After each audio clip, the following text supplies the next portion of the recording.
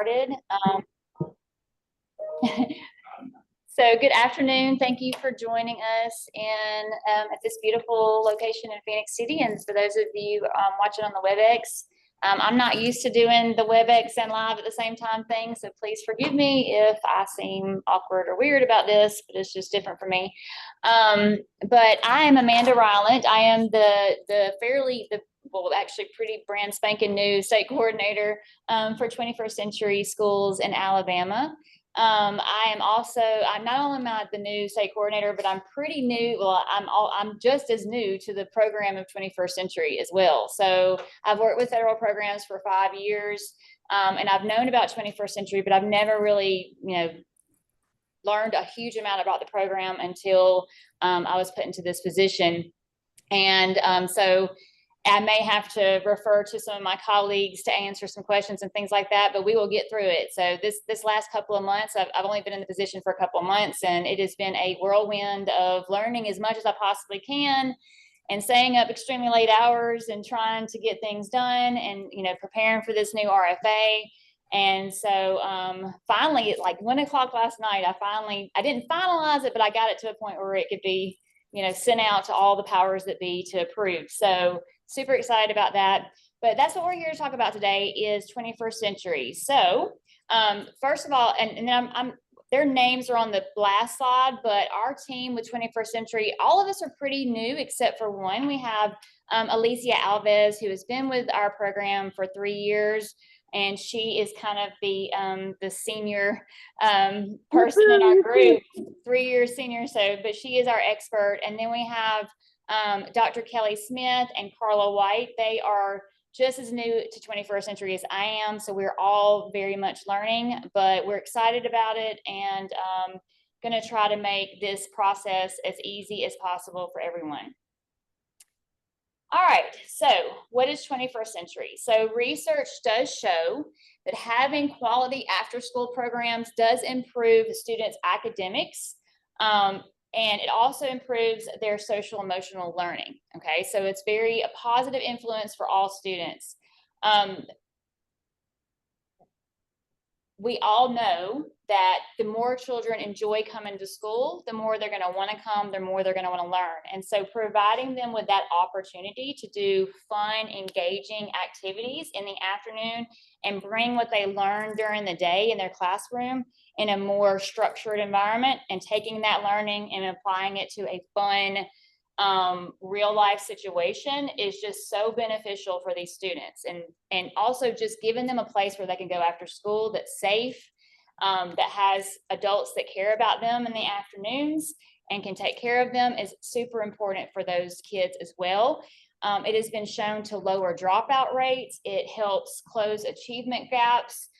It increases attendance at school.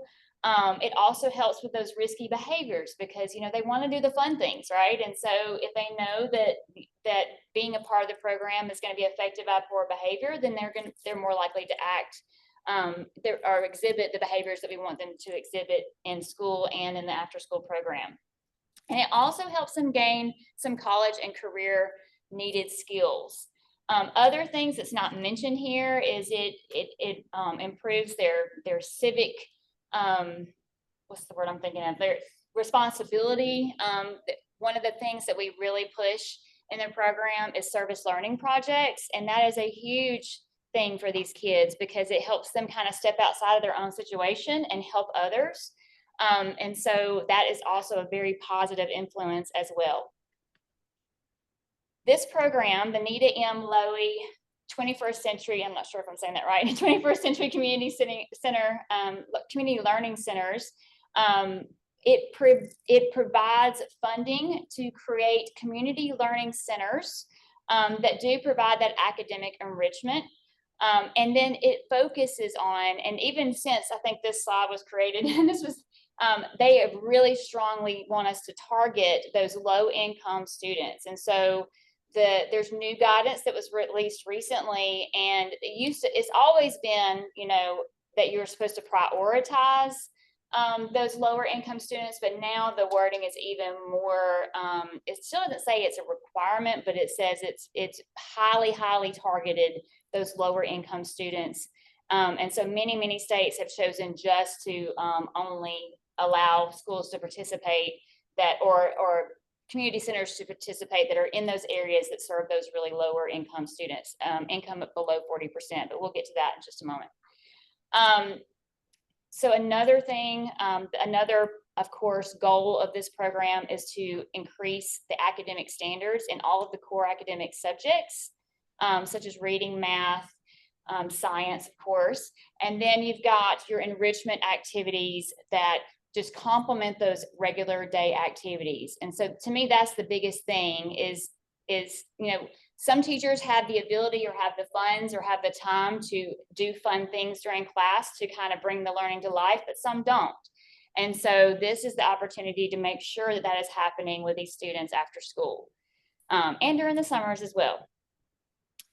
All right, and the other part that a lot of people may not think about is that these funds are also for the families of the students. And so it's to increase parent engagement, but then also with these funds, you can do things like, do like skills classes for adults that are families of these children. So you could do like a GED class if you wanted to with these funds. You could do parenting skill classes. You could do family literacy classes and make sure that the parents have the ability to read books to their kids at home at night and things like that. So that is also another thing that can be incorporated into your program using these funds. So this is the actual 26th year of 21st Learning Centers being in place or being funded. It started off as a discretionary grant from back in 1998, and then it transitioned to a formula grant in 2002, and it serves 54 states and territories. And again, this has just been a fantastic program. It keeps getting bigger, and we hope that will always continue to be funded by the federal government.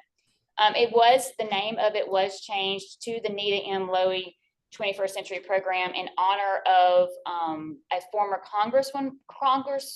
Congresswoman, excuse me, because she advocated and was very committed to after-school programs, and so they named the program after her back in 2020.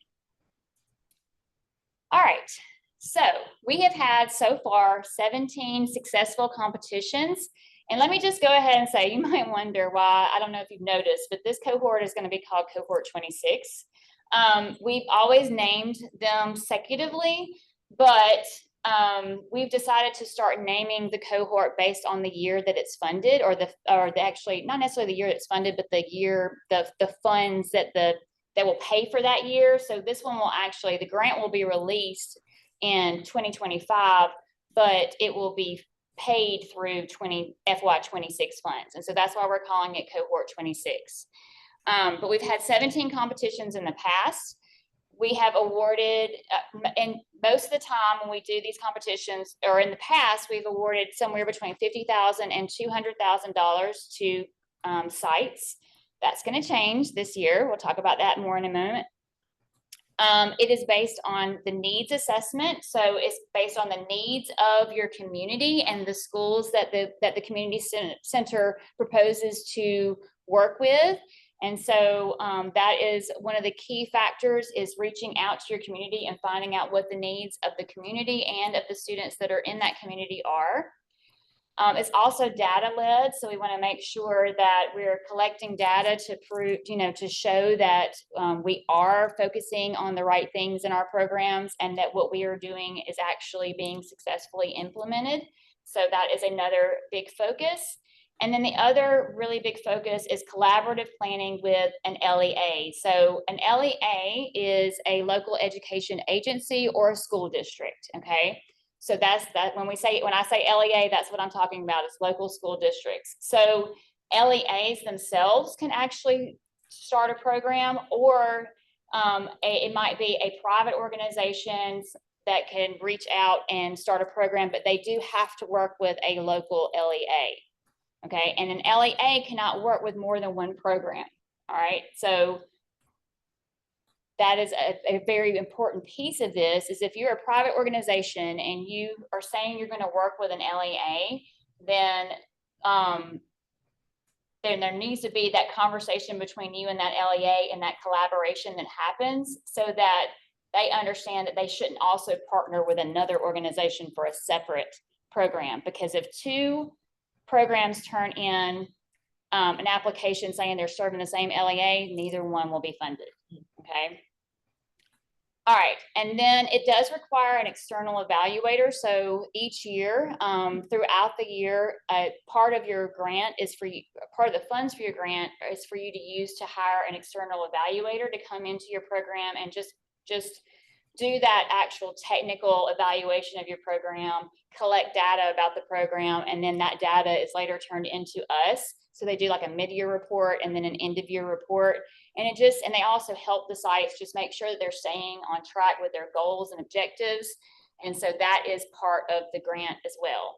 And we have to also hire an external evaluator at the statewide level. And that in the past, and as far as I know in the future, has been done through Troy University, which is where we're at one of their locations now. But that's who we bring them in to do our external evaluation for the statewide program. All right, so another focus that is, I think, fairly recent is that we report certain data to the government every year. That's one of the requirements of the program. It is the Government Performance and Results Act. And there's certain data that we have to collect each year, that we have to get you to collect each year, and that is turned into the government.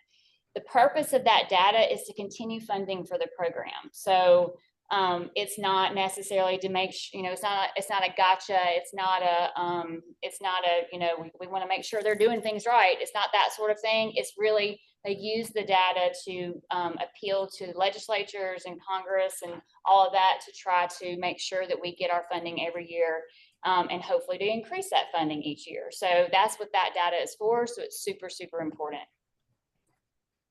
All right, so so far we have served 17,868 students. Was that just for that school year? Yeah, just in this school year of 2023 and 2024, that's how many students we served.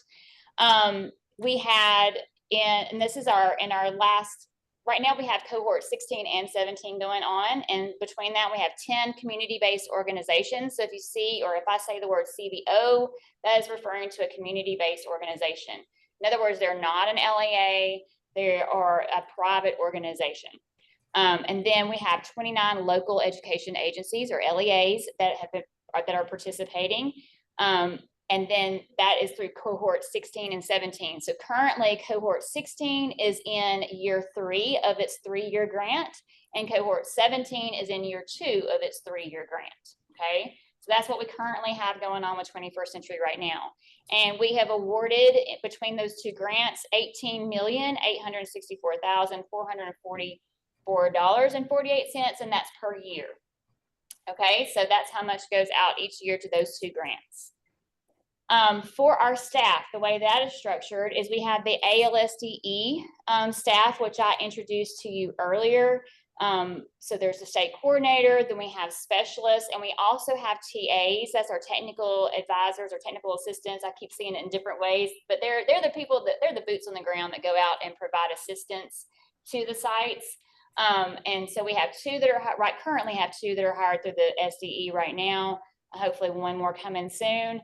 And then we have some that we hire through TPI, which is the Truman Pearson Institute at Auburn University. We partner with them, and they help us tremendously with providing things like professional development. They help us with our data reporting. We have a system that everybody must purchase. It's only $900 a year, but it's called Easy Reports, and that's where your attendance and other data is collected to send to the federal government. And so they help us a lot with that sort of thing. They lead some of our professional development. Erica Rucker from TPI is great about sending out weekly updates and just informing people about what's going on in the 21st century community. She sends, any kind of grants that come out, or any kind of conferences that are coming up, and reminders about things that are due and that sort of thing. And so that's kind of the structure. And then we have other technical assistants also that are hired through TPI. that work under their umbrella, but still do the same thing. They go out and they're the boots on the ground and work with our different sites. All right, so one of the biggest aspects of this grant is having a collaboration between a private organization and or just an organization and an LEA. That is extremely important. So you've got the grantee, and what falls under the grantee, different positions fall under, then this is the person who actually applies and gets the grant. Okay, this is the person, this is the group or organization that is in charge of the grant itself. Now that grantee can have multiple sites underneath that grant. Okay, now when they do that, and I'm just throwing this out there, when you have multiple sites, each one of those sites gets that grant funding. Okay, so if your grant award was $200,000 and you had 5 sites, you would get $1 million. Okay, so $200,000 for each of those sites for that grantee. Okay, so members of that group would be the program director. It could be the CEO of the community-based organization, any kind of joint partners that kind of went in collaboration with the grant to create it, and the site coordinators. So as far as administration goes, you have to have a project director that falls under that grantee, the person or the group that wrote the grant, that is in charge of everything, basically. And then underneath that would be your site coordinators. You would have to have a site coordinator at each of the sites that you have that just makes sure that everything runs smoothly at each site. And then LEA-wise, you would partner with, there should be collaboration occurring with the school principals that you're going to serve, maybe your federal programs director at that LEA, or a chief financial officer at the LEA. You might work with the curriculum director there to make sure that what you're doing in your 21st century program is actually what the kids are learning at that time. So that would be a good collaboration to have, so that you make sure that the activities you're doing is actually enhancing what is going on during the school day.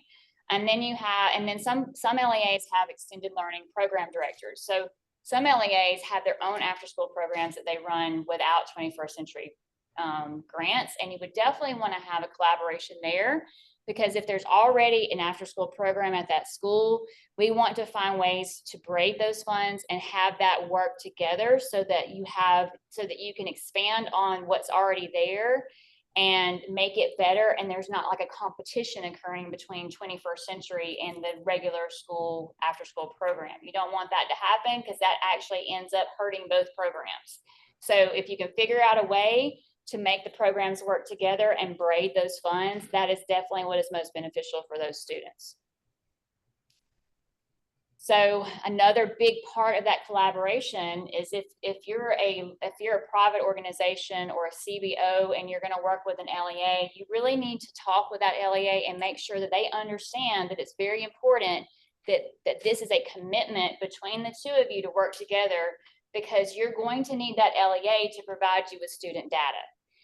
Especially if you're a private organization and you don't have access to that data, and it's part of the requirement of the grant for you to turn that data in frequently, then you've got to have that partnership, that established partnership with that LEA. So you need to have that good relationship with that building principal. You need to have a good relationship with someone at the local, at the central office, so that they understand that they have a part in this too. So they, hopefully they help you more than just by providing data. Like, hopefully there's talk going back and forth where we're sharing lesson plans, and we're having communication between the after school teachers and the kids teachers during the day. Hopefully there's a lot of collaboration going on, but at the very least, they have to understand that they need to be able to get that data. They are the ones that have to go in to Power School and mark those students as 21st century students in Power School. The LEA has to do that. So it's really very important that they understand that collaboration has to be occurring in order for this program to work with that community-based learning center.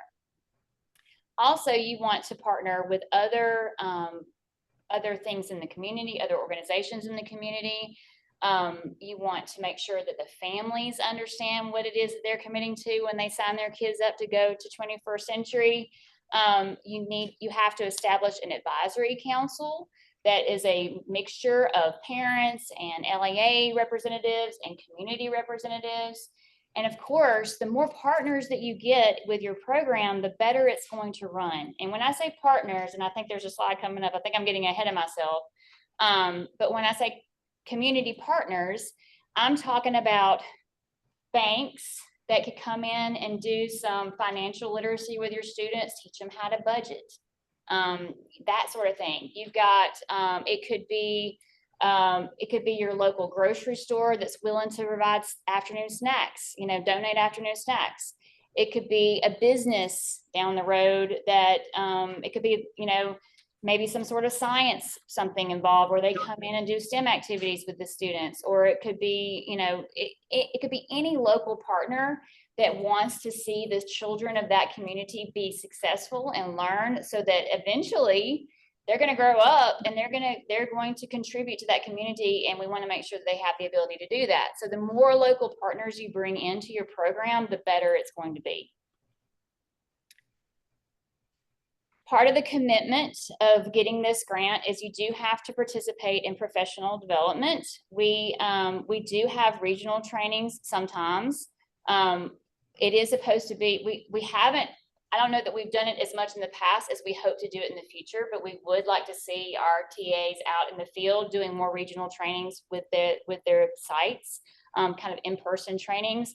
We do a lot of virtual trainings because we do understand that many of the people that work for an after-school program, a lot of them are teachers that work during the day, and then they go and they work in that after-school program, and they don't have a lot of time to go, to leave and go to in-person training. So we try to limit those as much as we can. So we try to make everything, or as much as possible, virtual. And we do also try to record those trainings and put them on our website so they could be viewed later at, whenever it's convenient for the grantees. We do have conferences. In the past, we've had 21st century conferences that were just focused solely on 21st century in Alabama. Those kind of went by the wayside the last couple of years. We may bring those back, but I can tell you that we are going to be part of the mega conference this coming summer. Mega, if you don't know, mega doesn't stand for anything. It just means it's big, because it is huge. I'm also one of the people that helps run that conference. And so we're talking, and I go to national conferences all over the nation, and I've never been to a conference as big as Mega that we do here in Alabama. We're talking like 400 sessions in a week, thousands of people coming in, and it's really a great conference. And so we will have a dedicated day just to 21st century on the Thursday of that mega conference, but we are also going to have sessions throughout the week that people can attend. And so that also, keep that in mind if you're going to write a grant, that you need to budget for attending that conference. We'll talk more about that also, and I'll mention it several times. And then we we want to encourage you to collaborate as much as possible between you and your partners. This does have to be a partnership, no matter what. Okay, it has to be. In order for us to even look at your application, you can't just one organization can't just submit it. You have to have a partnership. So it has to at the very least, be between an organization and an LEA, and then you can bring in other partners as well. Also, again, I think I've already mentioned this, but technical assistance is something that we do try to provide as much as possible. We have had, just like everybody else, we've had issues with staffing in the past. It's hard to, most of our technical assistants, just to be blunt, most of our technical assistants are retired either they're retired state employees or they're retired teachers, and they can only work so many hours, because of the retirement system. And so they're part-time positions. And it's just sometimes hard to find people who want to work that part-time position. So, we hopefully maybe one day we can look at creating some more full-time type things so that we can get people in who are looking for more of that full-time pay and job. But at this time, we have what we have. So we're pulling in people as we can to help with technical assistance. And then sometimes we from the State Department will go out into the field and work with you as well. There's only 4 of us. That may seem like a lot, but we do 21st century, but then we also have other federal programs, duties as well, that we saw different sites that we work with, and consolidate applications that we score and all of that. So we have multiple hats, just like I'm sure a lot of you do. But we do try to provide at least that virtual, and that, we're always here to answer emails, give you a phone call, whatever, to provide that assistance as it's needed. And then there's the compliance monitoring aspect. Of course, this is a federally funded program. It is a grant program, and so we have to do compliance monitoring. But we are looking at ways of making that compliance monitoring more streamlined, and basically, and just to be frank, make it, for those of you for those sites that are doing things right and are turning their reports in on time, and they don't seem to be having any problems, compliance monitoring will be easy. And for those sites that maybe a little bit more of a problem child, that tend to turn things in late and tend to, may have some things that need to be tweaked, the compliance monitoring will probably be a little bit more difficult, or just more detailed, more involved with that compliance monitoring. But we are working on trying to streamline that so that it would help us to have less to go look at when it comes time to do monitoring for everyone. But then it also is kind of like a nice little reward for those schools or those LEAs or those, sub-grantees that are doing things the right way. Well, no, probably. All right. So why should you apply? Well, one thing that I just want to throw out there is that ESSER funds have ended now. As I don't know if everybody has been as part of a local education agency, but we have been getting COVID relief funds for the past, ever since COVID occurred back in 2020, and those funds are now gone. And so we have been having summer camps at site. They were mandatory summer K3 literacy camps across the state, and now there won't be funds to fund those camps. And at first, people were like, "Really, I have to have camp?" It just seemed like it was a burden to some schools at first, but then they realized, oh my gosh, this is a huge help to our students. Our students are not having those gaps and they're not losing that learning during the summer that often happens when students aren't part of a summer program. And so now they're like, what are we going to do? We want to have our summer, we want to continue to have our summer camps. How are we going to get funding? Well, here's how you can do it. And then also, again, we did meet that situation where we were requiring summer camps at the schools, but then there was a 21st century and they were kind of competing with each other. And so again, we want to work together to make sure that we are collaborating and braiding those funds. And when I say braiding funds, I just mean that it can be a little complicated. It just means that you can't blend them. But I mean, so you have to keep your funds separate and make sure that if you're paying, that you're keeping a record of what you're paying, what items you're paying for with what funds, because some grants or some programs may allow certain expenditures and some programs may not, and so you have to keep those funds separate. So that's why it's called braiding, is because they were working together for a common goal, but you can't just throw all the money in one pot and get what you want. It's a little bit more difficult to like keep up with what funds are going towards what items. But it's possible, it is doable, and we will help you get there if that is something that you're interested in doing. And of course, we just want to make sure that we are providing that academic enrichment and assisting those at-risk students, making sure that they are, some of those kids live in situations that definitely challenge them socioeconomically. And so we want to give those babies love, to be honest with you. You know what I mean? There are some kids, unfortunately, they just don't have that loving parent or that loving family member at home. And so we want to be that person that makes that kid understand that they are loved and that they are smart and they are important and they can do whatever they put their minds to, right? So we want to make sure that we're providing those programs and making sure those kids have that safe environment where they feel important. And then of course it's fun. You know, it's a great way to make learning fun because we don't have, like, this program doesn't have a lot of restrictions that maybe a school day program has on it.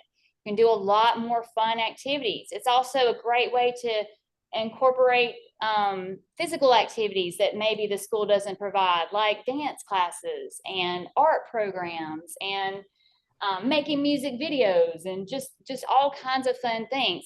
And there's always ways to tie things, fun activities, back to an academic standard.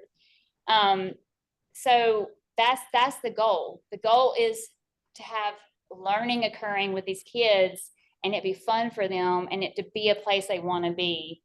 And therefore they want to go to school also. You know, they want to improve their academic achievement as well. Okay, so who is eligible to apply for 21st Century Grant? Basically, any public or private organization is eligible to apply, okay?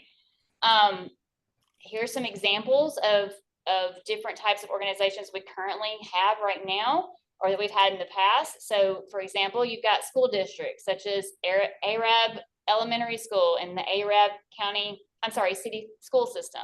Then you've got community-based organizations like the Boys and Girls Club of South Alabama. We work with a lot of Boys and Girls Club organizations across the state. And then you have faith-based organizations, which is allowed, such as the Pilgrim Rest Missionary Baptist Church. Okay, so any private or public, and the nice thing about this is it can be a for-profit or non-profit organization. So a lot of federal funds are tied to only serving non-profit organizations, but this one, an actual for-profit organization can start a community-based learning center. So that's a nice feature of this program. Yeah, that is not either. Okay, so here's other types of organizations that can apply, just a more general list. You've got your nonprofit agencies. It could be a city or county government agency, institutes of higher education. College universities can have a 21st century program. For-profit corporations can start a program. Then you've got things like Girl Scouts of Southern Alabama. I'm sorry, those were examples. I'm sorry, I looked at it wrong. So an example of a nonprofit agency would be Girl Scouts of Southern Alabama. Then you've got your city or county government agencies like the Montgomery County City Library. They partnered with us. Institutes of Higher Education, Trenton College and Auburn University partner with us. And then you've got profit corporations such as Hyundai Manufacturing or the Montgomery Area of Commerce. Those are organizations that have worked with us in the past. Okay, so what can you do with this program? What is allowed? So, of course, you can incorporate into your program that remedial education. So you can have activities throughout the day that does help those kids that are struggling in school. Maybe they are falling behind and they need some tutoring. They might need some homework help. So that can definitely be a part of your program. We encourage things like STEAM and STEM activities. That's your science, technology, engineering, and math. And then, of course, STEAM has that art component added into it. We encourage those types of activities. You can have arts and music and physical activities. You can have classes for your limited English proficient students, so your English learning students. That is encouraged and needed across the state. That is something that the federal grant does kind of push us to encourage, and we don't have a lot of that going on. And we know that we've got limited English students and we've got English learners in the state, so we want to reach out to those kids. You can have tutoring and mentoring programs. Again, homework assistance, ACT prep for those older kids. And yes, this can be for older kids too. As a matter of fact, part of one of the priority, so in the grant, we can issue priority points. We can prioritize certain organizations. And so one of our priorities is those middle and high school or grantees who say they're going to serve middle and high school students only, because we just don't have very many across the state. And there are ways to do that. Then you've got your physical activities. Again, you could have karate classes. You could have ballet classes for those kids that typically their parents would not have time or the money to send them to those types of classes. credit recovery for those older kids. And then again, you can have those adult education or skills classes as part of your program where the parents or family member comes in and learns a skill to help them or help the community. And then of course, your parent and family engagement, that is encouraged to have those types of activities as frequently as possible to bring those parents in. And you want to work with that family literacy and make sure that parents understand how to do things like read to their kids, how to help them with their homework when they come home and things like that. So that all can be part of your program. All right, so let's talk about this grant, this specific grant competition. Super excited about it. For this competition, this is going to be a 5-year grant, which is the maximum that the federal government will allow us to do. Now, there is one kind of caveat in that is we do at the end of that 5-year grant, if things are going well and we feel like our sites are going well and changes don't need to be made, we do have the ability to renew that grant for another 5 years. Okay, the negative part of that is that you couldn't really change much about your grant. So you would still need to, your goals and your objectives would still kind of need to remain the same, still serving the same types of children. So if you had some sort of major change in your community for whatever reason, then that may not be beneficial to you. But if there hasn't been any changes and we see things are going well, we do have the option of renewing a grant one time. And so that would be another 5 years. Just throwing that out there. So this could end up being a 10-year grant for you if things go well. This year our grant is going to, it always has to be a minimum of $50,000. That is a federal requirement. We have to give at least $50,000, but we can give as much as we want. There's not a maximum federal regulation. So this year we're up in the stakes and we're saying that the grant can go up to $500,000 per site. Now, I'm going to be honest with you, you're going to have a pretty big school and a pretty large program in order to get that $500,000, because the way that we're going to do this year's grant is going to be based off of the number of students that you're going to serve and the number of hours you're going to serve them. Okay. So it's actually, there is a formula in the RFA to calculate how much money you will get at your site based on the number of students and the number of hours you're going to serve. So there's also, though, there's also an aspect of the grant, though, that you don't want to overestimate. Okay, so for example, if you say you're going to serve 100 students, then that's what we're going to fund you for, is those 100 students. If you say you're going to fund 100 students at the minimum, the very minimum for a year-long program is 300 hours. That's federal regulations. Usually it's a good bit more than that. But let's just say you're going to serve the minimum, you're going to serve 100 students. If you tell us you're going to serve 100 students and that's what we fund you for, that first year, we're going to help you get your grant going, right? We're going to help you get your program going. We're not necessarily going to, we're going to talk to you about it if we see your numbers are low. We're going to give you some technical assistance and provide some professional development, give you ideas of how you can increase your attendance at your program, and give you a chance to kind of get your program up and running and get that attendance going at your school, okay? But then in year 2, at the end of year 2, if you aren't serving at least 75% of the students you said you were going to serve, then we're going to reduce your funding in year 3, okay? And when we reduce that funding, it will go to the actual number of students that you've been serving, like your average number of students that you do serve in your program. So if you're only serving 65% of students, then your funds would drop down to 65% of what your grant was awarded, because that way we make sure that we are using those funds at the best way possible, that we're not giving too much funds to a program that is not going to be as big as they thought they were going to be, and that way we can save those funds for another grant competition down the road, or give it in a supplement of some way to maybe a program that ended up being way bigger than they realized. Okay. And then in year 3, 4, and 5, if you ever drop below 75% of what you said you were going to serve, then we're going to reduce the funding to the actual amount that's being served. So when you're thinking about writing your grant, you want, oh, but then here, okay, so here's the other aspect of that. Once we give you a grant amount, we're not going to be able to increase that grant amount. So we want you to shoot for the moon, but within reason, right? We want you to think about, really think about what can the building you're going to have your community center in, how many kids can it actually really hold?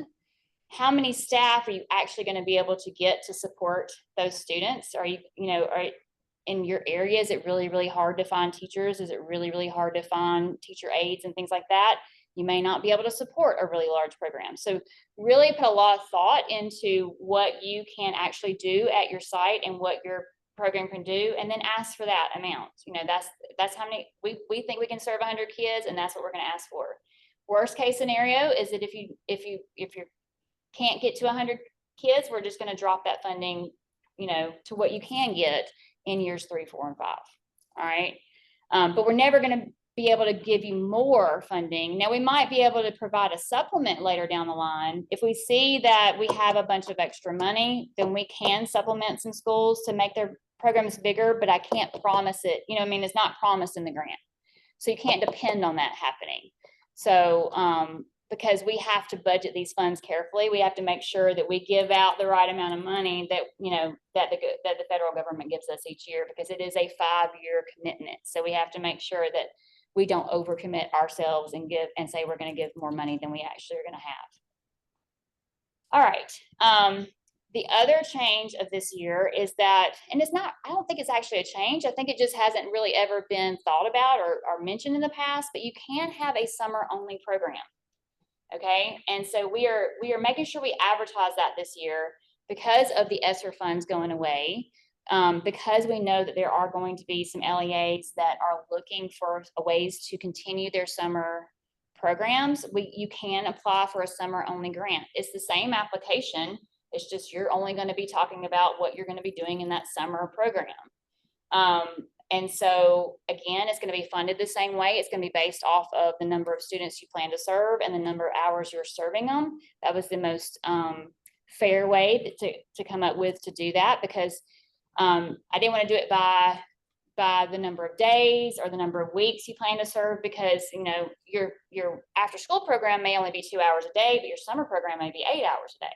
So that's why we're doing it based off of hours. And so you can do a summer program only. You can do a year-long program only, where a school year program only. So you may not want to do a summer program. You may not have teachers that want to work during the summer. And you know that, and so you're not going to do a summer program. And then you have your year-long, traditional program where you're going to have both a academic year program and a summer program, and you're just going to write that grant you're going to write it all together. So you would only write for a summer only. You're not going to. So if you're going to do year-long and summer, you're just going to write one grant for both. You don't have to do like a separate one for year-long. School year. My tongue gets twisted when I start saying all this. So if you're going to do both a school year and a summer, you're just going to write one grant for both. You don't need to write like a separate summer and a separate school year grant. Okay.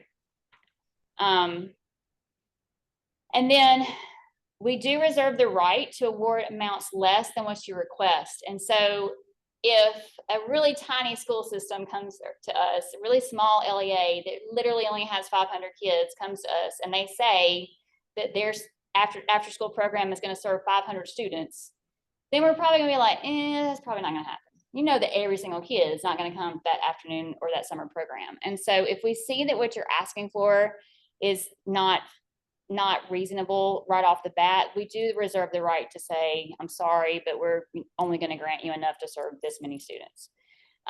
So hopefully that won't happen, and that would just be extreme cases where we really just feel like that's not going to be able to be supported.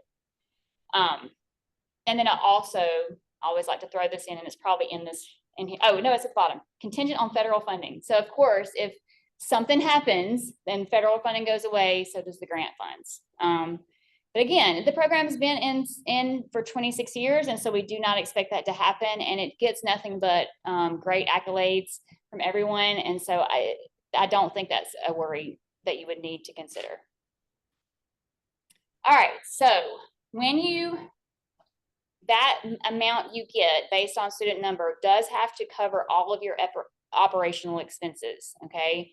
So it does need to cover things like personnel salaries and benefits. It's gonna cover your staff development and training, any of your academic enrichment or curriculum activities that you do with your students, all the classroom materials, supplies, equipment, that sort of thing, any subcontractors you bring in. So we have a lot of programs that bring in outside, they contract with outside organizations to do fun things with their kids.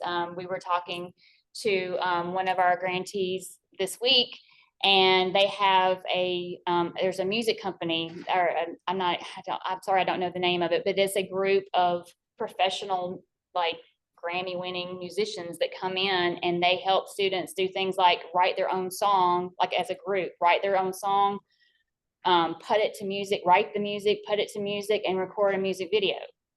So things like that, you can bring in that type of organization to come in and do fun things with the students. And so that would be a subcontractor.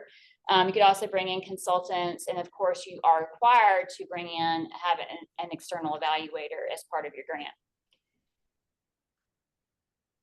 The grant will be submitted through EGAP, which is our electronic grant application system in the state of Alabama. I'm not going into how that's going to work today for one reason, because it's not done yet. Just to be honest, we're changing, the grant looks different than it has looked in the past, and so we have to change things in EGAP and get that ready. But we will have a training on how to upload your application into EGAP prior to when the application opens up. So just be aware that that is coming, and you can't turn in a paper grant. It has to be through this electronic system. Yep, training will be provided. All right, what are your next steps? So first of all, you're gonna have to reach out to an LEA that you want to serve. All right, you have to have, that is a mandatory part of the program. I will say there is I think one way you can get out of that, and that's only if there's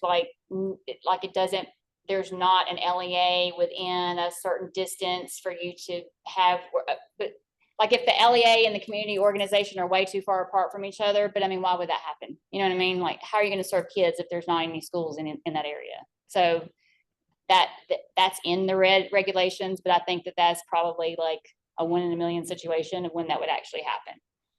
So you do have to have that interaction with that LEA or school. And so you can either partner with a specific school, or you can partner with the entire LEA as a whole. If you do partner with a school, you still have to in somewhat way partner with that LEA, because you have to get some of that data and things like that from the LEA. All right. You need to go ahead and start working on a needs assessment. It's like the second thing in the application that you have to do is talk about how you determine what the needs of your community are, and how you use those needs to determine what your program is going to look like. So you need to do things like surveys, you need to collect data, you need to reach out again to local businesses, your local schools. You do have to reach out also to private schools. If there is a private school in the area that you plan to serve, you have to federally mandate, reach out to those private schools and see what their needs are as well. It may be that they don't have any needs, but you have to at least reach out to them and see. You're going to reach out and talk to parents, talk to business owners, and start collecting your data on what are the needs of the community.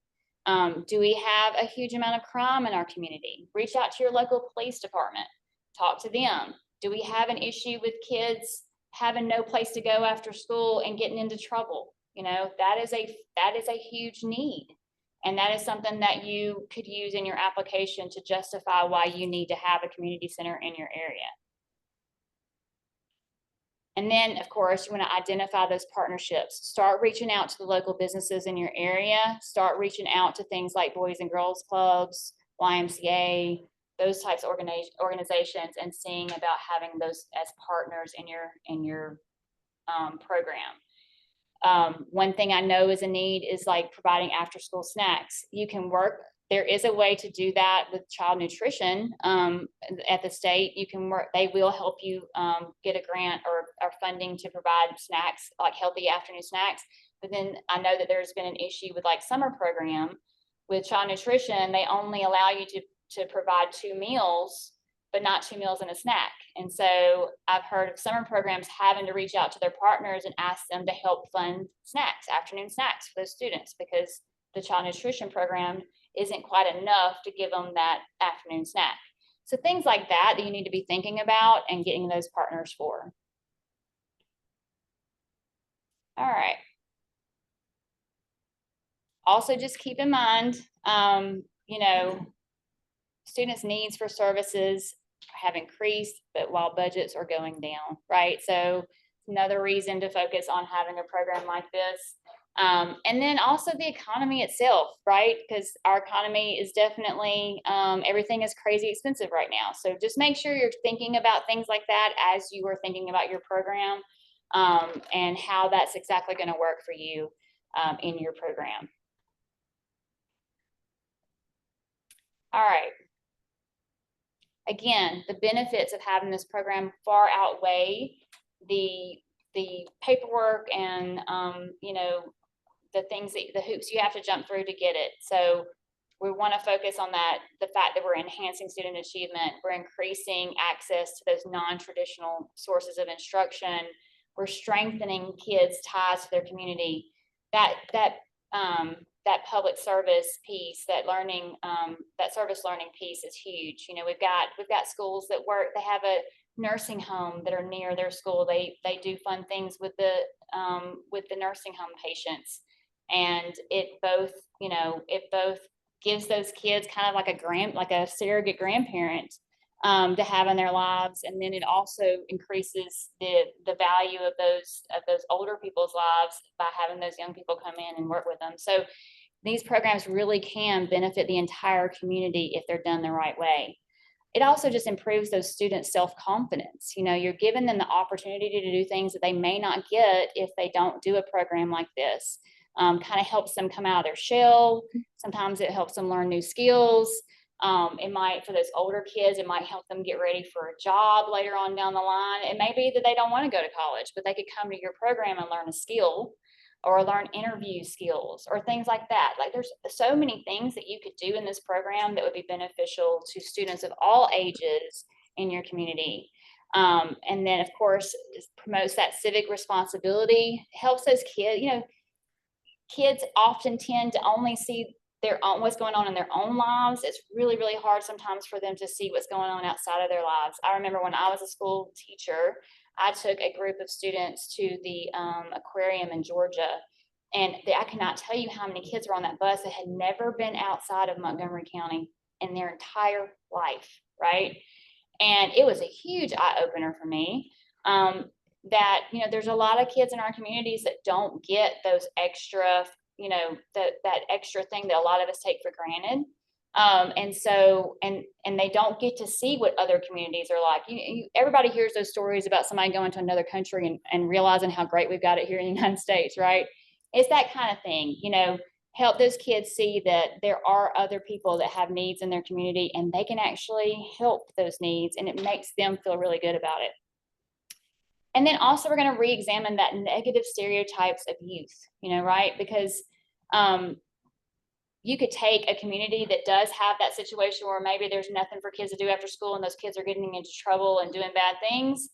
You could provide that community center for them to come to and have some learning and have some fun and have a good like adult mentor for them to look up to. And you really could turn around the lives of those students and also the views of the children in that community, just community wide. All right. The next thing you need to think about is who is going to be part of your extended day or summer learning team, right? So who is going to be in charge of curriculum and assessment? Who on your team is going to be in charge of finances? Who could you bring in? Can I work with the CSFO at my local school district, or am I a private organization that needs to hire someone to do that? Am I going to work directly with the principal of the school? Is he going to be part of my team? Who in my partnerships that I'm going to create are going to be my key persons, my key contact with that partnership? And then, of course, the 21st Century Program Director, whoever at that LEA works with 21st Century. It may be one person. It could be a person that has many, many hats and does several different things. But you're going to reach out to them. There should be somebody in every school district whose job it is to do 21st Century. They may not know it. You know what I mean? Like, they may not have a 21st Century program in their LEA, but I guarantee they're, you know, but if it comes to their LEA, there needs to be somebody who can take on that job. And so those are the things that you need to be thinking about and reaching out to your community to figure out those things before you write your grant. Again, attend RFA informational meetings. This is not really an RFA informational meeting because the RFA has not been released yet. This is more of an informational meeting about 21st century in general.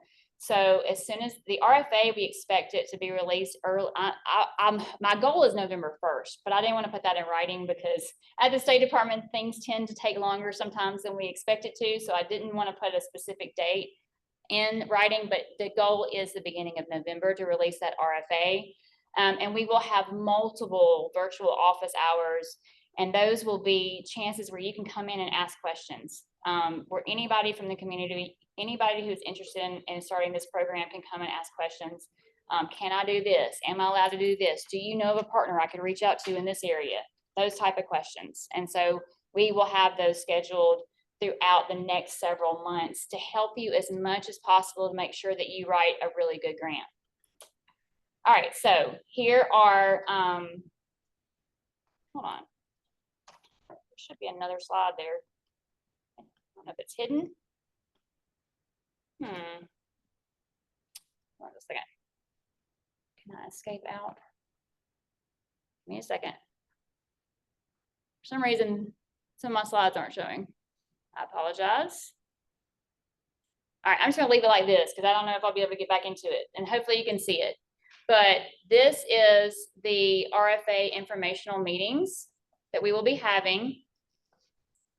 I was hoping to have links for this by this presentation, but it's just been a whirlwind and we just haven't had a chance to set those links up yet. So they will be posted on the the 21st Century, Alabama 21st Century website as soon as we're able to get those set up.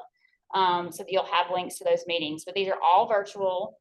The main one you need to make sure you're at is this informational webinar. That's when we really will like dig in deep and go into the application.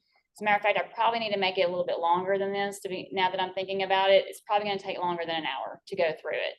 But this is really where we'll actually go through the RFA with you and really dive deep into it. And then all of these office hours below are those opportunities for you to come and just ask questions, you know, and reach out to people at the State Department to see if you're heading in the right direction, or, you know, just ask if things are permissible or allocable, you know, allowable, that sort of thing. And those are all set up. All right, so this is the next one. This is actually more of a timeline of the RFA. I probably should have had this slide first, but the RFA will again be released early November 2024. That's the goal. We will have that informational webinar on Monday, November 4th. And then we ask that you send in an intent to apply letter, and that intent to apply letter will be also on the 21st Century website. We may post it to the ALSDE website as well. It's harder to post things to our ALSDE website because it has to go through a bunch of hoops to get it up, and so it may be in both places, but it will definitely be on our 21st Century website. And if you don't remember what that is, it's in this presentation somewhere. But if you can't remember, you just got to Google Alabama 21st Century. It pops right up. And then so the intent to apply letter is not required, but we do really appreciate if you send it in, because we have to. One of the parts of the grant is we have to use peer reviewers to review your application so that we make sure that that it's being reviewed by people who can't be influenced in any way. negatively or positively towards you. So we bring in outside peer reviewers to review your application. Multiple reviewers will review each application. And we need to know how many of those to hire because we have to pay them. So it helps us for you to send in those intent to apply letters so that we know how many peer reviewers we need to bring in. I think I was told that last year there was actually a situation where there wasn't enough peer reviewers and they had to do some extension of time to bring in more. So we don't want that to happen this year. So please, please, please, even though it's optional, please send in those intent to apply letters. And then the EGAP application portal will open on Monday, December 16th. And that's when you can actually start working on your application in EGAP. You don't have to do it all at one time. You can go in, add things to it, save it, come back to it later before you submit. It's just, if you work for an LEA, it's the same system we use to do our consolidated federal applications. And so during that time, we will have several office hours to also, again, answer any questions you have about the RFA itself, but also answer any questions that you have about EGAP. So if you're having any issues in EGAP, we can help you at that time solve those issues. And those are going to be on Thursday, January 9th. Oh, I skipped something. I'm sorry. We will do a virtual EGAP training, a specific training to teach you how to put your application into EGAP. We'll do that on Tuesday, December 17th, right before you get out for Christmas, right? And so we'll do that, walk you through EGAP and what it looks like and how to upload things into it. And then again, after Christmas in 2025, we will start having more office hours to answer any questions you have about EGAP or about the application itself. And then your application is actually due on Friday, January 24th of 2025, okay? By midnight, basically, before midnight. And that is when the portal will shut down and then we'll be allowed to be submitted after that time. So please make sure make sure that your application is uploaded complete by that time. One thing that has been instructed of me as the new state coordinator and been encouraged by the federal government is that we do not even review applications that are not complete. Right. So if you have things missing, it's not going to be reviewed. All right. So that one of our first jobs once they are turned in is we as a State Department will go through and just make sure that all the parts that are supposed to be in the application are there. And then if they are there, then that's when we'll forward it to the grant reviewers for them to actually score and go through the application. So just make sure, even if you feel like if there's a question in there and you feel like it doesn't apply to you, type, this does not apply to my school. You know what I mean? Just don't leave anything blank. You need to put something in every box because if the application is not completed, we are not to score it, okay? Other important dates. This is if you get the grant, okay? Sorry that this is not the way. I didn't know that there was some slides hidden. I apologize. But these are other important dates that you might want to know if you get the grant award. Okay, so we will announce the grant award. The goal is to announce the grant award. My goal is to announce it on April 1st, but we're going to again say early April just in case. We have to wait for somebody to sign a piece of paper to announce it. So early April is when the grant awards, and that's for both summer only programs and year-long programs. They will be announced at that time.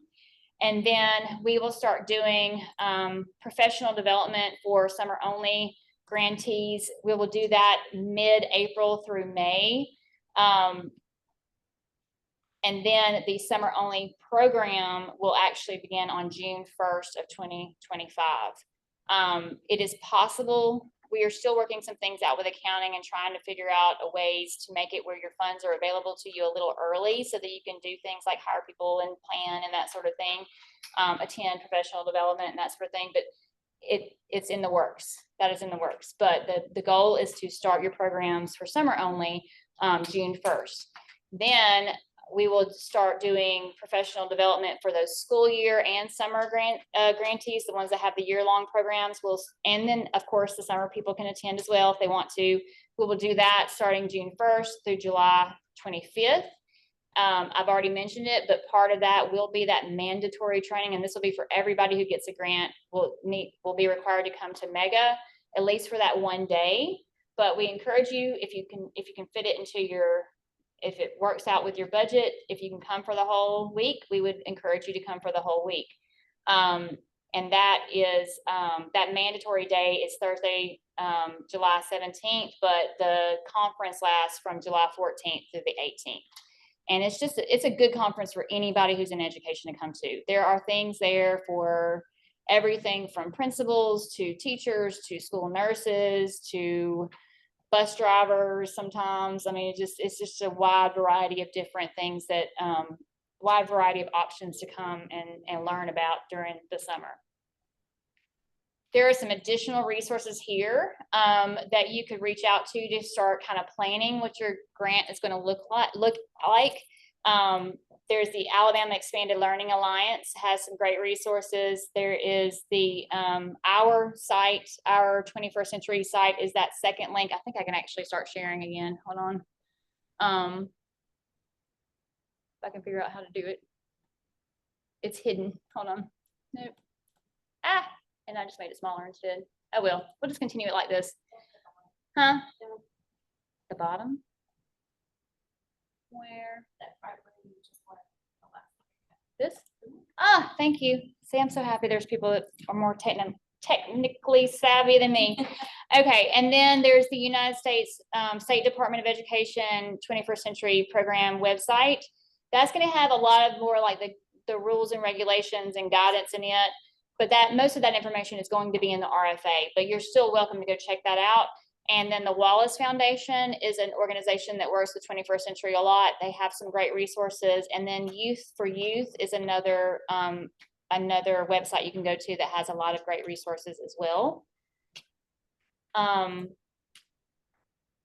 then we have this, but if you're not on our listserv, please, we would love for you to scan this QR code and get onto our listserv so that we can send you updates throughout the RFA process.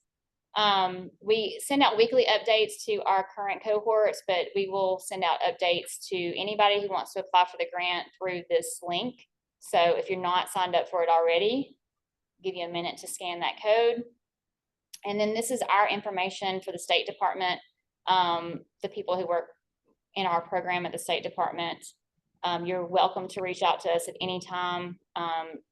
Via email probably works out best, but you can always also call the federal programs section. That's who we actually work directly for, and they will definitely get you to one of us to answer any of the questions you have. And I should have added on here, but there's also a website. I mean, there's also an email address specifically just for general items with 21st Century, and it's just I don't want to say it because I'm not exactly sure. Yeah, I don't know it off the top of my head. I'm sorry. I think it's Alabama 21 ST CCLC. I think that's it, but I do not remember exactly what it is. But yeah, we will get that to everyone. We'll send it out in our listserv. All right. So, does anyone have any questions? We have Erica that's watching or that's monitoring our chat. Let me stop sharing. All right, any questions? Yes. My question is about summer programs. So in the past, they had to run a minimum of 5 weeks. With a total of 20 or more hours. What is the criteria for that going forward? And if it's a summer only program. Right. So there isn't a week specific amount currently in the RFA unless I'm told to add it last minute, but right now it's done by hours. And so the minimum is 75 hours for your program, for the summer program. Yep, for the full summer. That is the minimum. And that's federally regulated. And so it has to be a minimum of that. I didn't want to give specific weeks because, you know, some summer programs might run from as soon as school gets out to the end of the summer, only half a day, and some may run a full day program. And so that's why I took out the week requirement and just made it an hourly requirement to make it a little bit more flexible for you guys. Now, my boss may make me add it back in, but as of right now, that's what's in there. Any other questions?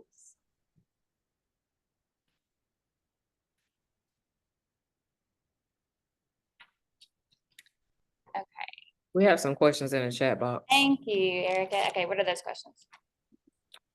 Let's see. The first one is, and I wanted you to repeat the question that was asked to you because we heard the response, but we didn't hear the So question. sorry. Okay, so that question was, in past grants, there has been a minimum requirement to run your summer program for 5 weeks, and was that still a requirement? And so that was the answer, was that as of right now, no, we're not saying you have to run it a certain number of weeks, but you do have to run it a certain number of hours, and that is a minimum of 75 hours. And that would be between June 1st and July 29th or 30th. I think it's 30th or 31st, whatever, however many months is in, how many ever days is in July? 31, thank you. Okay, the first question that we have is, are we using the Wallace Foundation calculator to calculate the per site? Let's first tell everybody that joined Zoom at 1 o'clock that Phoenix City is on Eastern time. So we actually started at 12 Central because we had a good, maybe about 10 people that showed up at 1. So I want to make sure. Okay. Yes, so I'll be happy. Let's answer questions for anybody who's in there who came in earlier, and then I can go back over some of the beginning slides for those who may have missed it after.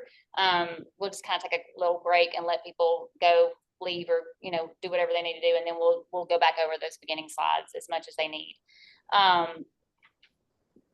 And now I've got to remind me again, what was the question? I'm so sorry, I forgot that fast. Are we using the Wallace Foundation calculator to calculate the per site allocation of funds? No. So this year's grant, unless something, as far as I know, this year's grant is, it hasn't been signed officially yet, but the plan is to do the funding based on the number of students you plan to serve and the number of hours you plan to serve them. So there is actually a formula in the RFA where you will calculate how much money you would get. As of right now, that number for per student is $6. So if you want to kind of go ahead and be thinking about, now that may change. Again, I've got, people that are higher than me that are reviewing it and, working on approving it right now. But as of right now, I did tons of research across several states, many states all over the United States, trying to figure out how much for a lot of states do things this way. And so trying to figure out a good number to use, and that seemed to be like a good median. And then our cost of living in Alabama is actually lower than a lot of those states. And so it's actually giving you a little bit more than some of those states typically do. So it doesn't sound like much, but $6 an hour times each student times the number of hours of your program can add up to be quite a bit. So that's where you would, unless something that's not set in stone yet, but hopefully that will be approved and that's the way it's going to be done. Gotcha. If an LEA is already in cohort 16 or 17, can we propose a program with them? Okay, so if you're in 16, yes, because this is the last year of your grant. And so you do need to apply for this grant if you want to continue your program, because you're currently in year 3 of 3. So it's definitely 16. 17, we will do another grant, and it'll be cohort 27 to help out those schools that are currently in cohort 17 to get their funding back. And then any additional people, it will just depend on how much funding we have. But as of this particular grant, the only way you could apply for this grant, and help me if I'm saying this wrong, Alicia, is if you are expanding your program to like another site or something like that, then you could apply for the cohort 26 grant. But unless that's occurring, unless you have a major expansion that's occurring, then you would not apply for this grant. You would wait till 27 and apply for that one. And 27, as of right now, the thought is that we will do it as a 4-year grant. And so that way it will kind of make it where we only, by the end of both the 26 grant and the 27 grant, we will just have one large grant competition every 5 years. That's the hope. So that is, as of right now, that is kind of the direction that we're going in for that. Things always change though, but that's the goal. Okay. What is the minimum number of hours per week for a school year program? school year programs have, let's say, so per week, it's 10 hours a week is what we have in our RFA, but the total number would be 300 hours. But if you do the math, that's not very much, right? So we would hope your program would be like the federal regulated program. It says a minimum of 300 hours for your school year. But then also our State Department would like you to run your program for the full year competition. So when you do the math, it actually ends up being more than 300 hours if you do 10 hours a week. So we can be a little bit flexible with that. We cannot be flexible on the 300 hours. That is a requirement from the federal government, but typically we say at least 10 hours a week for elementary schools. Now, high schools can be a little bit less because they have more like after school activities, sports and things like that. So you can do your secondary schools a little bit less. I think the minimum on that one is 6 hours a week, if I remember correctly, in the current RAA, the way it's written right this second. So. But yeah, it has to be at least 300 hours per year. And then summer is 75 hours per summer. All right. How many grantees are awarded and how much are the total reward amounts? So we don't know exactly how many grantees because it will just depend. It would depend on what everybody asks for. As of right now, looking at our accounting, it looks like our grant will award somewhere between $10 million and $15 million in this cohort. And the reason why I don't know the exact number is because sites have a certain amount of time to submit expenses from the past. And so I just, cohorts can submit expenses from the past. And so sometimes my accounting numbers are not, I don't know exactly how much money we have at all times. It's kind of it depends on how well people turn in their expenditures at their sites and things like that. So it will be somewhere between $10 million and $15 million. And then the award is anywhere between $50,000 and $500,000. That is the max, $500,000. And so it just depends. And so the way this is going to work is we will score the applications and we will do it based on the scoring. And so there will be like a minimum cutoff score. Those are the ones we will score. So the highest scores will get funding first. And then if we see that there's additional funding, we'll have like a cutoff score for funding. We will try to make sure that we can serve all those people first based on their score. And then if we do still have funds remaining, then we may go back and look at some of the ones that didn't quite make the cutoff score, and see if we can fund additional people for the grant. But it just depends. It depends on how many people ask for $50,000 and how many ask for, not ask, but how, where it calculates for 50 versus 500. Yes, Alicia. Can you clarify whether or not the funds that are being awarded is for each year of the 5 Oh, years, yes. or is it? So this is for each year. So when you get a grant, if you get, let's say you go big and you can back up the reasoning for it and you get a $500,000 grant, you get $500,000 every year for the next 5 years. As long as you are doing the things the right way. Now, another thing that is built into this RFA that we haven't necessarily had as much in past RFAs are some contingencies as far as you doing your part, and as far as like reporting things when they're supposed to be reported, turning in your student data, sending in your expense reports on time, coming to mandatory trainings and that sort of thing. If there is an issue with any of those things, then we will work with you to try to resolve that issue. But if we work with you and work with you and work with you and it can't get resolved and things continue to be not done the right way, then there will be steps that will be taken to actually defund that program. That would be an extreme case. We don't want to do that. We will work with you in every possible way we can to try to get things in compliance to keep that from happening. But the federal government really has pushed us and said they do not want us to continue to fund programs that aren't in compliance. And so that is one of my big goals taking on this role, is to make sure that we are not funding programs that can't stay in compliance and that we are funding the ones that do what they're supposed to do. And so there will be a set there will be steps that we will take again, to try to work with you to make sure that we get you into compliance. But again, if we can't, if for whatever reason, it just won't happen, and we continue to have issues, then you may not be granted, because it's awarded each year. Every year you'll have to do a continuation application at the beginning of the grant of the school year, basically. And that continuation application is basically just letting us know any changes to your program you need to make. Those changes have to be approved. They can't be major changes, but they can be some minor changes. And so that has to be approved before you get your grant award that next year. And so it would be at that time that we would look at what you did the previous year. That's also when we would look at if you're serving the number of students. So for those of you who came into the meeting late, and it wasn't your fault, I'm sorry. We didn't realize that Phoenix City Alabama was not on the rest of the state's Alabama time.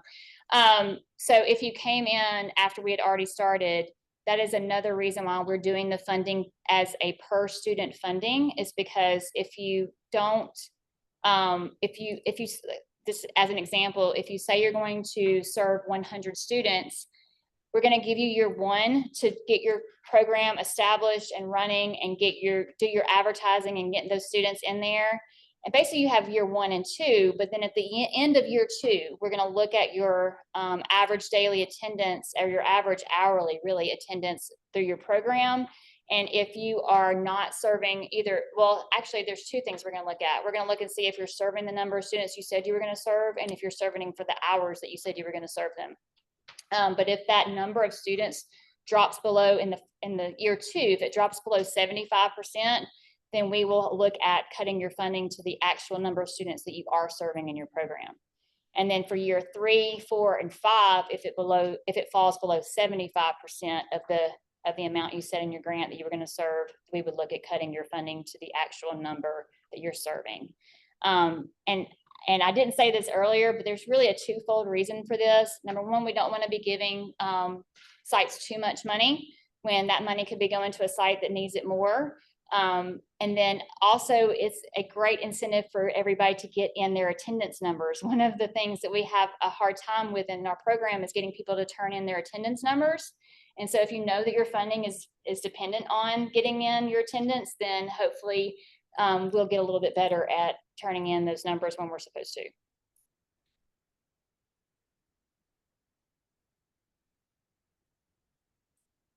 What if your numbers increase? Yeah, so that is the problem. And if your numbers increase, unfortunately, I can't say that we could give you more money, because I spent hours, I've spent hours looking at our grant money and trying to make sure that we give the right amount, but since it's a yearly thing, I have to plan in advance. We have to plan in advance, right? And so we have to go ahead and we have to kind of figure out exactly how much money, hope that the government gives us the same amount of funding each year. Sometimes they usually do increase it by like a couple of $1,000s, or more than that, actually. Sometimes they increase it by like a couple of $100,000 each year, but it's not always guaranteed.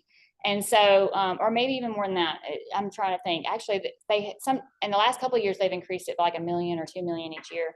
But you never know. So I'm just planning for funding, hopefully, to stay the same. And so we can't guarantee that there's going to be more money to even give if you get more students. What I can say though is, if we do see that that's happening, and we do have the situation, well, there's 2 situations that could happen that could influence that. If it ends up that we do get more money, then like if the feds do give us more money in a year than what we've planned out, we may have extra funds that we can provide a supplemental grant for. And we could supplement those schools that have kids that are on a waiting list and want to make their program bigger. We're actually about to do that with some of our cohort 16 and 17 sites right now. We have some extra money. And another way we might have extra money is if we do have some programs that overestimated the number of students that they wanted to serve and just weren't able to meet those goals, and their funding decreases by that amount, then we may end up having some extra money, a couple of years down the line, that we could again repurpose and give out as supplemental grants to the programs that are bigger. I just can't guarantee it. Yeah, it's not something I would bank on. For sure. With attendance, just a question, when private organizations like ours have to partner with the local LEAs, and what if, with the attendance, is it possible to share students, like say, hey, since you guys have slots at our community center, is it possible for schools to share, or let's say, hey, we'll move 20 kids here? Is that possible in the collaboration, or is that illegal? So your attendance is based off your attendance. That what I'm talking about, your funds being based on would be your after school attendance or your summer attendance. And so that's going to be based on the number of kids that are at your program at your school. So there wouldn't be like a sharing or anything like that of kids from another program. Now we do, I think what we do have to collect like once a year for the federal government, the yearly attendance of the students during the day, the school day. That's one of the things that they look at to see if we're meeting our goals, is if there was an increase in student attendance at their day program. And that's what you're going to need that LEA to provide for you. And so that's why I said it's super important to make sure that there is going to be a good relationship between you and the LEA, because they're the ones who have to provide you with data like that. And so I don't know if, I'm sorry, I keep forgetting to repeat the question, but the question was basically, if we are a private organization, is there a way that an LEA could kind of share some of their students with us, to make sure that our attendance stays where it needs to be? But they're already sharing their students with you. They're sending their kids to you in the afternoon. Now, one thing I haven't necessarily thought about, but I think it would count, is if you partner with an LEA that already does an after school program and you combine your two programs together, as long as all those students are being served by both programs, you could count all the students in both those programs. You would just need to make sure that you're both serving. So for example, if there's like a literacy program at that school where they do literacy tutoring, an hour after school every day, if they do literacy tutoring with that state, it could be state funded, it could be locally funded. If they do that hour of, maybe they do it 2 or 3 days a week, but if they do that literacy tutoring with the school system with that funding, but then they come to your program, but then they come to other activities that you provide, then that are being provided through 21st Century funds, then you both could count those kids' attendance. You just wouldn't be able to count that if you've got two separate programs running within the same building. They would both need to be getting the services of both programs in order for you to count that group of students for both programs. And I'm still learning, but from what I can tell is that you mark kids based on what activities they participate in. You're not just marking that they showed up. So so you plan out what you're doing that day. We're doing 5 activities today, and at the beginning of each of those activities, you mark which kids participated in those activities. So if you've got some kids that are spending half their day doing literacy through another funded program, and then coming to you and doing like 2 of your 5 activities, then you would just mark them as being there for those 2 of the 5 activities. So that has to be broken apart as well. We do use easy reports. I mentioned that earlier as well, that some of you may have missed. Easy reports is a system that we use they use it daily to report attendance in. And so you can do live attendance. They have it where you can have scanners where you scan kids in each day into each activity, and it can be very easy. What gets burdensome is when sites do paper attendance and then wait to put it in to easy reports, because everybody, you think, oh, once a week I'm going to dedicate time to put in my attendance records, but that could pile up really easily. If you're sick that day and you miss it, and then you're now on 2 weeks and you've got to put in all those attendance for each of those individual students for each of those activities that occurred each day, that can get really burdensome. And so we do encourage you to at least, and write it into your grant if you have to, but make sure you have that computer software to make sure that you have the ability to report your attendance as it's happening live. That's the easiest and most surefire way to make sure that you stay in compliance when it comes to attendance. Is just make sure that somebody is responsible, just like in a school. We make teachers every day put in attendance. Their kids are there that morning. It's the same situation here. We don't tell them, okay, at the end of the month, you can tell us what kids were here that day. It's the same situation. So As long as that's being done, that makes everybody's world so much better. Both yours as as the site, so that you're not burdened down with a huge amount of paperwork to do and putting a time crunch. And then it helps us because we are more likely to get everybody's numbers in and not have to go through that whole calling you and saying, what's wrong with your numbers and why aren't you doing this? And we don't want to be that way. We want this to be a good interaction, and we want to be able to provide friendly customer service to all of our grantees. And we don't ever want the communication to be from from a we got you standpoint. We always want it to be supportive, and so that would help both situations. A few more questions about the caps, and I don't know if we're going to get into that today. What are the administrative caps? What is the transportation cap? So those are the same. The only thing I think I did increase, and I don't know if it will fly or not, but I think I did increase professional development to 10%. I think that's one. So it's admin cap is make sure I'm telling you this right, 30%. I don't have it in front of me. The cap for admin and indirect costs together is 30%. And so that would cover your project director, your site coordinators, your bookkeeper, and your financial person. And so, and then any expenses like travel, going to conferences, things like that would fall underneath your administration. And then your indirect cost, everybody should have an indirect cost, what's the word? Not a number, percent. Okay, sorry, for some reason that didn't sound right in my head. But everybody should have an indirect cost percent that they apply to the grant. And that goes to paying for things like electricity and, running your building and things like that. So it's kind of like, the way it's always been explained to me is it's kind of like funny money. It's not really money that we pay you, but it's money that comes out of the grant to pay for those things that goes towards running that building that you're in. That building also might have a school in it that runs as well. So that's what indirect cost is for. Okay, so there's that. Then transportation, that 25, thank you. Transportation is 25%.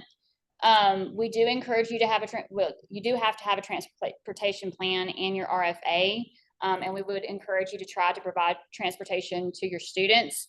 And so that is 25%. And then what are the other ones? So you've got professional development. It was at 5%. I think okay, thank you. So professional development was at 5%, but I think I've increased it to 10 in the new RFA. And then external evaluator is 3% of your grant can go towards paying your external evaluator. Am I forgetting anything? Okay, I think those are the only caps.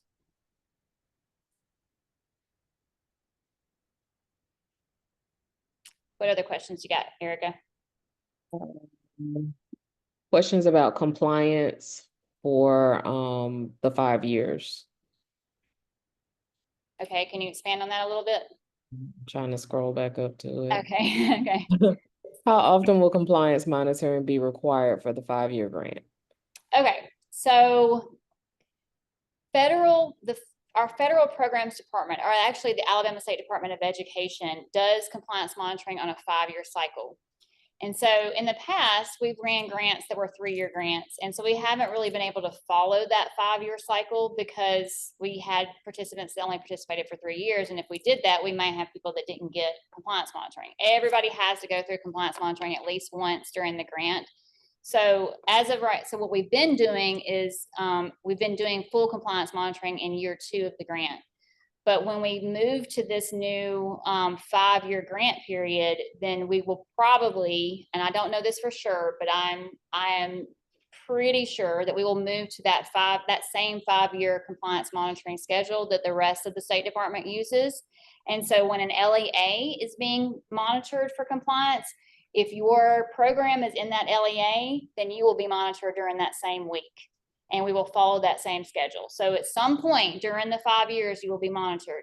Now, an exception to that I could potentially see is if you were in year 1 of the grant and you've never had 21st century before, and if your number is called and it's your turn to be monitored, then we may be able to justify moving your monitoring to another year, because you're still trying to still trying to get your program running, and we don't want to do monitoring when you're brand new. We want you to have some time in there. We want it to be an established program before we monitor you. So there will be some situations where we might move you around in the monitoring system, but basically you're only going to go through full monitoring one time. Now, if you are one of those schools that has issues with compliance, I can't guarantee that we would not add you back into a full monitoring later on down the line if things aren't going well. That is something that we reserve the right to do as a State Department. So if you got monitored in year 2, then and in year 4 you're still like doing really poorly, we may put you back on that full monitoring schedule to come back out again, because it's our responsibility to make sure that your program is being done correctly, and so we may have to keep a closer eye on some sites than at others. Again, we're going to try our best to provide as much support as possible so that does not happen. But typically, if things are going normal, then you would only go through full monitoring one time. And again, it's a risk-based monitoring.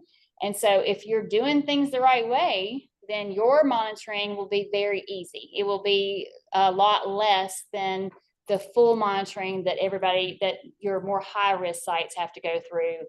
A lot less documentation that has to be submitted, and less interviews and that sort of thing. So again, another great incentive to just make sure that you stay in compliance and do things the right way, because it'll be better for everybody down the road if you do.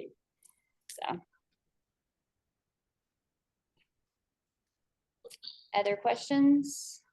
Okay, let's see. I got one more, I think. What are the requirements for the project director and site coordinator? If we have one site, do they need to be separate people?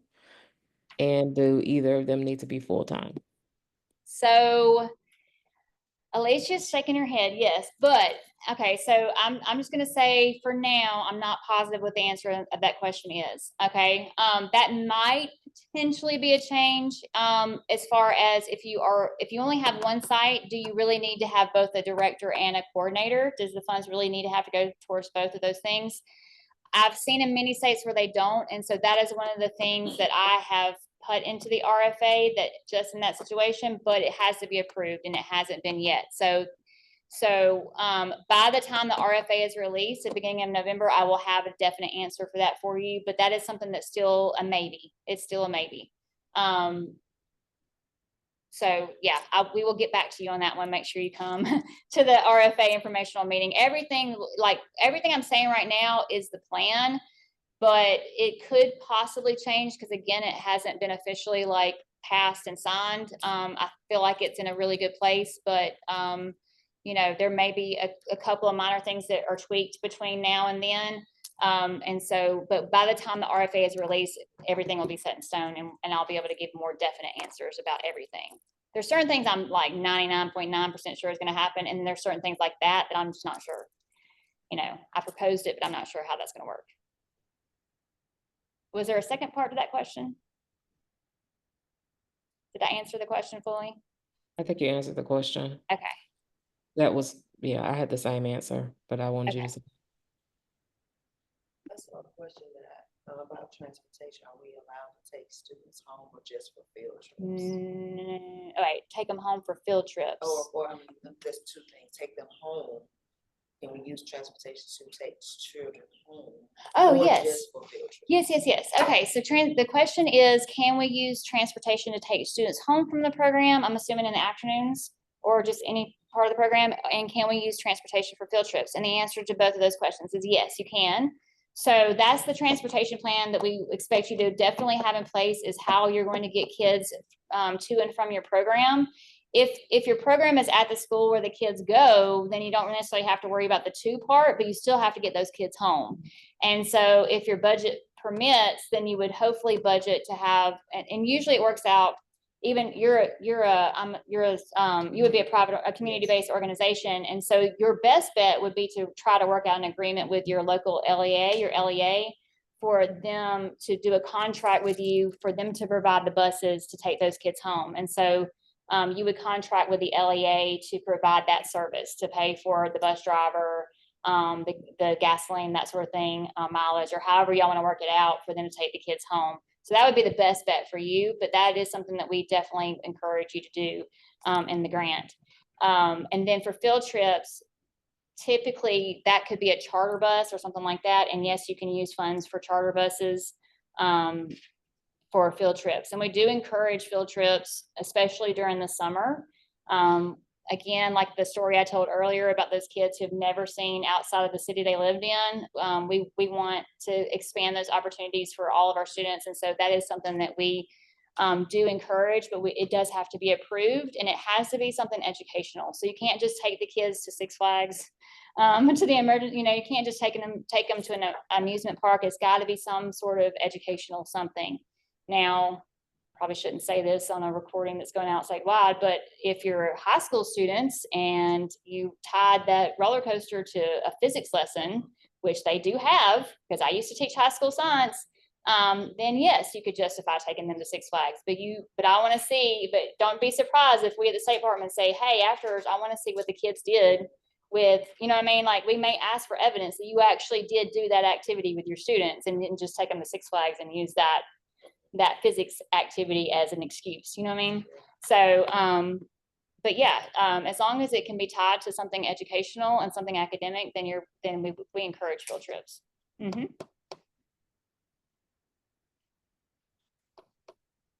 Any other questions? I think that's pretty much it for questions. I think a lot of the other questions are technical questions about scoring and things like that, which I think can be answered at the technical sessions for the RFA. Yes, we're not quite ready to answer extremely technical questions yet. Just again, because the RFA is still being approved. So yes, come back for the RFA informational meeting. And let me put those, oh gosh, if I can find it, let me put those back up for those of you who may have missed it. And then can you put the QR code up? Okay. All right, let's do the QR code first. Let me give everybody a chance to do that. So this is the QR code. If you are new to our program, please make sure you scan that and fill out the form so that you will be on our listserv. And that way you'll get all information about the RFA and meetings that we have. You'll get the links to the meetings since we don't currently have those set up yet. And again, I apologize that we don't have everything more set in stone, but I literally just came into this position 2 months ago. And so it has been a whirlwind. And then, 3/4 of our team is brand new. And so, and we were, at the time when I came in, I thought we might push the grant back a little bit, that we might do what the goal was when I first took the position was that we were going to allow Cohort 16 to extend their program a year.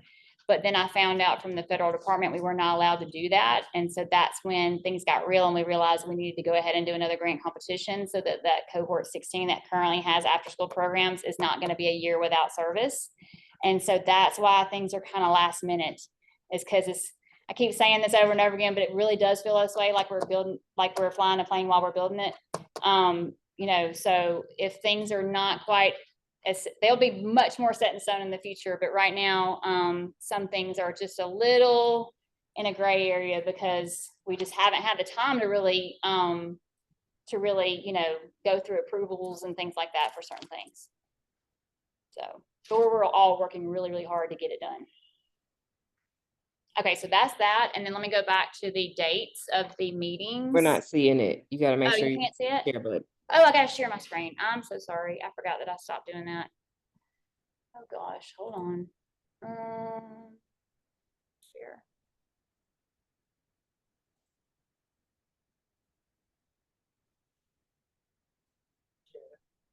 Oh, I had to hit it again. Okay. All right. And I'm not going to put it in presentation mode because for some reason these slides are hidden.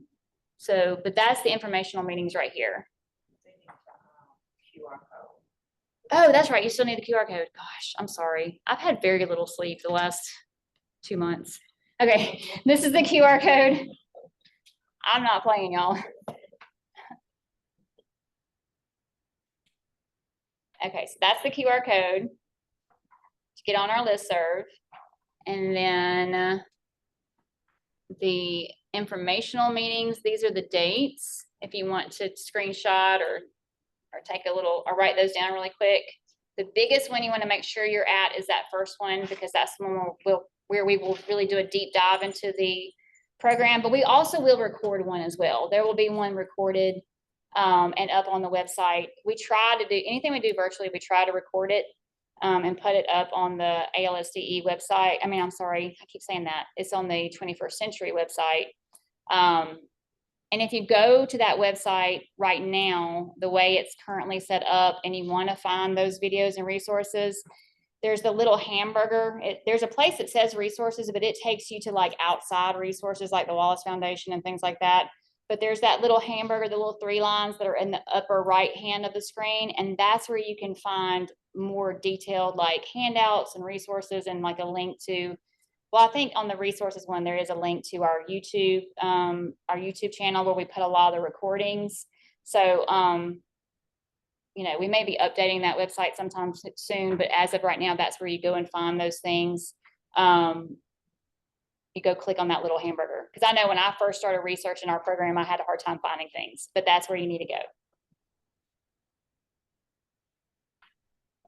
Okay, any other questions? Okay, if you think of anything, please don't hesitate to reach out to one of us with 21st Century. And you can email us, or again, I'm actually going to be out of the country for the next 2 weeks. I'm going to Italy. I'm super excited. I planned this way before I ever knew the 21st Century was anywhere in my future. And so it's a little nerve-wracking to know that, because I haven't packed or done anything yet. But I'll be out of pocket, but Alicia will still be here, and so will Carla and Kelly, and can answer any questions that might come up between now and then. But otherwise, we hope to see you guys at the RFA informational webinar. We are doing a repeat of this particular session that you may have seen. It went out in Midweek Matters yesterday, and it's on the 18th, but it's just a repeat of this. And so if you're attending this, there's really no reason for you to attend that one. But you're welcome to come and attend as much as you want. Everybody's welcome. And otherwise, we'll see you hopefully at the virtual meeting on November 4th after the RFA has been released, and we'll get this party started. All right. Thank you guys so much.